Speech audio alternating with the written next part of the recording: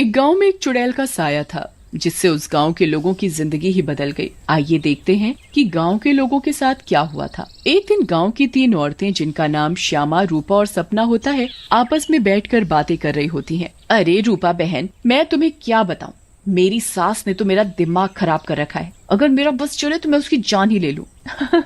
अरे क्या हुआ श्यामा बहन, इतना गुस्से में क्यों हो? शांति मौसी ने क्या कर दिया? हाँ तुम घर में अकेली हो ना, इसीलिए इतने मजे से रहती हो। हमसे पूछो जिनकी सास है, एक तो खाती हैं इतना, रोटी बना बना कर मेरे तो हाथ ही थक जाते हैं, ऊपर से हर काम में कमियां निकालती हैं। सही कह रही हो श्यामा बहन, मेरी कहानी भी कुछ कुछ तुम्हारी तरह ही है। मैं तो जरा सा अपने मर्द के साथ बैठ क्या जाऊं, पता नहीं कहां से बुढ़िया को खबर मिल जाती है, वहीं आकर सर पर खड़ी हो जाती है। हाँ ये तो चिंता की बात है सपना बहन, मौसी को समझाओ, नहीं तो दादी कैसे बनेंगी। रूपा की बात सुनकर तीनों जोर जोर से हंसने लगती हैं। तभी उनकी नजर एक गोलगप्पे वाली पर पड़ती है। गोलगप्पे वाली बहुत ही सुंदर होती है, उसे देखकर तीनों से रहा नहीं जाता और वो तीनों गोलगप्पे वाली के पास चली जाती हैं। अरे तुम तो औरत होकर गोलगप्पे बेच रही हो। ये तो पहली बार देखा है। अरे तो बहन, इसमें बुराई क्या है, कोनो गलत काम थोड़ी ना कर रहे हैं, मेहनत कर रहे हैं। वैसे आप लोग खाओगे गोलगप्पे? बातें तो बहुत अच्छी बनाती हो, चलो देखते हैं गोलगप्पे कैसे हैं। उसके बाद श्यामा और सपना दोनों गोलगप्पे खाने लगती हैं और रूपा वहीं खड़ी हो जाती है। रूपा को ऐसे खड़े देख गोलगप्पे वाली बोलती है, अरे बहन, आप नहीं खा रही गोलगप्पे? क्या हुआ, कहीं आपको अपने फिगर खराब होने का डर लग रहा है क्या? अरे नहीं, ऐसी बात नहीं है, मैं बस बाहर का सामान कम खाती हूँ और कोई बात नहीं, इन दोनों को खाने दो। श्यामा और सपना गोलगप्पा खाने के बाद बोलती हैं, अरे वाह गोलगप्पे वाली, क्या गोलगप्पे हैं, मुंह से तो स्वाद ही नहीं जा रहा, मजा आ गया।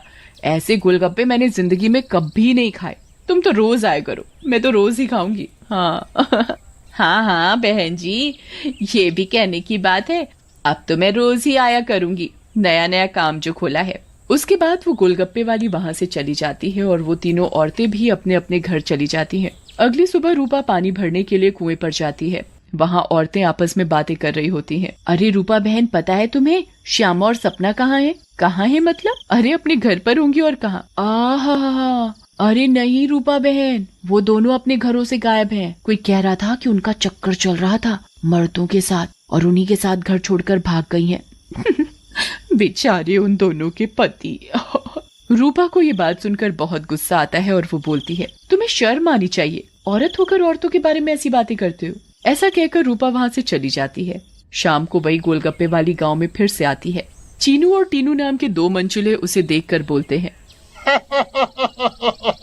अबे टीनू, वो देख क्या लड़की है, एकदम एक नंबर, ये तो तेरी भाभी बनने लायक है बीड़ू। सही कह रहा है चीनू, लेकिन इसमें थोड़ा गलती होने का, ये अपन की नहीं, तेरी भाभी बनने लायक है, समझा क्या? फिर वो दोनों गोलगप्पे वाली के पास जाते हैं और बोलते हैं, ए गोलगप्पे वाली, क्या गोलगप्पे खिलाएगी हम दोनों को? आप दोनों भी कैसी बातें करते हैं, ये गोलगप्पे क्या मैंने पानी भरकर होली में मारने के लिए रखे हैं? आप बहुत मजाक किया हो मेरी तरह। वैसे क्या नाम है आपका? नाम में क्या रखा है साहब, आप गोलगप्पे खाइए ना, अगली बार आऊंगी तो नाम भी पता चल जाएगा। फिर चीनू और टीनू गोलगप्पे खाने लगते हैं। वाह, क्या गोलगप्पे हैं, इतने टेस्टी, लगता है तुम्हारे हाथ चूम लूं।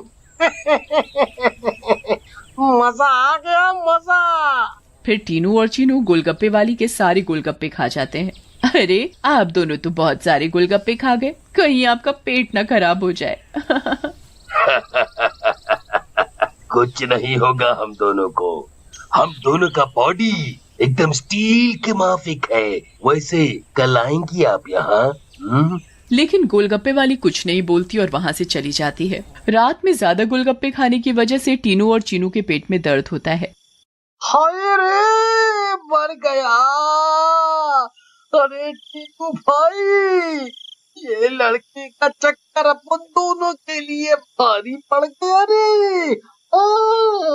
बहुत तेज दर्द हो रहा है पेट में। सही बोल रहा है भाई, अपन के पेट में भी बहुत गुड़गुड़ गुड़गुड़ सा हो रहा है और टॉयलेट तो कई बार होकर आया। मर गया रे, फिर से आ गई। टीनू और चीनू दर्द के मारे पेट पकड़कर बैठे होते हैं। तभी वो गोलगप्पे वाली उनके पास आ जाती है और बोलती है, क्या हुआ मेरे आशिकों, ऐसे क्यों बैठे हो? पेट में दर्द हो रहा है क्या? तुम्हें पता था क्या मिलाया है तुमने इसमें, बताओ। लेकिन तभी गोलगप्पे वाली चुड़ैल के रूप में आ जाती है। उसे ऐसे देखकर टीनू और चीनू दोनों घबरा जाते हैं और भागने लगते हैं। ये क्या हो गया अपन लोगों के साथ? हम तो परी समझ रहे थे, ये तो चुड़ैल निकली। अब हम क्या करेंगे? भागो रे भागो, अपनी जान बचाकर भागो। अब हम क्या करेंगे? करेगी तो ये चुड़ैल, अगर हम यहाँ से नहीं भाग पाए, इसलिए भागो यहाँ से। लेकिन चुड़ैल उन दोनों को पकड़ लेती है और मार डालती है और वहाँ से चली जाती है। इसके बाद तो मानो ये रोज की बात हो जाती है। रोज वो चुड़ैल गोलगप्पे वाली बनकर आती और गोलगप्पे खिलाकर रात में लोगों को मार डालती। इन सब से गांव वाले बहुत परेशान हो जाते हैं और एक दिन पंचायत बिठाते हैं। पंचायत में रूपा भी जाती है। अरे भाइयों, गांव संकट में है, हम सबको मिलकर इस समस्या का समाधान निकालना पड़ेगा, नहीं तो एक एक करके पूरा गांव ही खाली हो जाएगा। तभी रूपा का पति दीनू बोलता है, लेकिन सरपंच जी, हमें तो कुछ पता नहीं है कि ये सब कौन कर रहा है, या लोग अपने आप घर छोड़कर जा रहे हैं। सही कह रहे हो दीनू बेटा, लेकिन हम ऐसे शांत तो नहीं बैठ सकते और अपने गांव वालों को जाने नहीं दे सकते।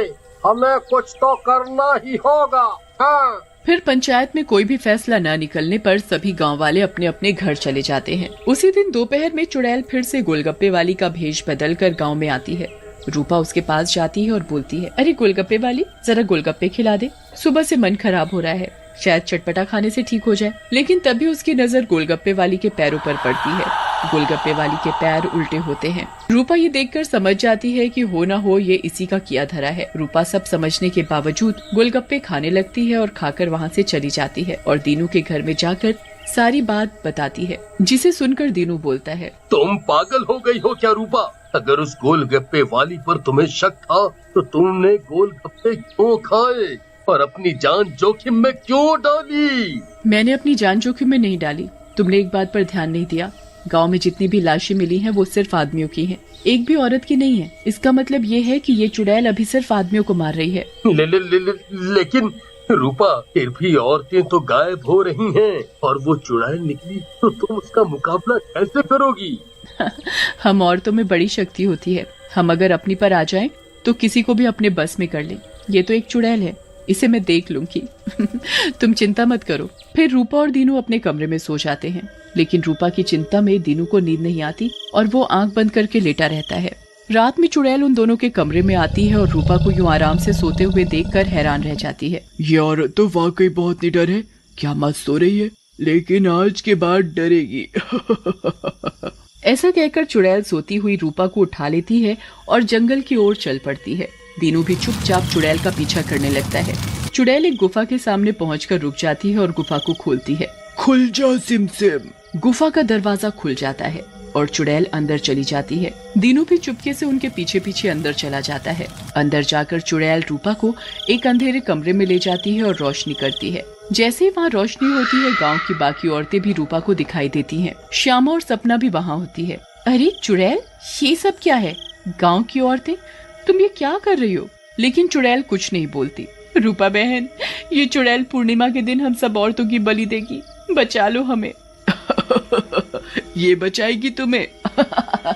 इसकी जान तो खुद खतरे में है। तभी वहाँ दीनू आ जाता है और बोलता है, रूपा की नहीं चुड़ैल, बल्कि तू खतरे में है। दीनू सब औरतों को जलती मशाल दे देता है। चुड़ैल, तूने हमको और गांव वालों को बहुत परेशान किया है, गोलगप्पों की कसम, तुझे छोड़ेंगे नहीं। ऐसा कहकर औरतें चुड़ैल के ऊपर मशाल डाल देती हैं और चुड़ैल जलने लगती है।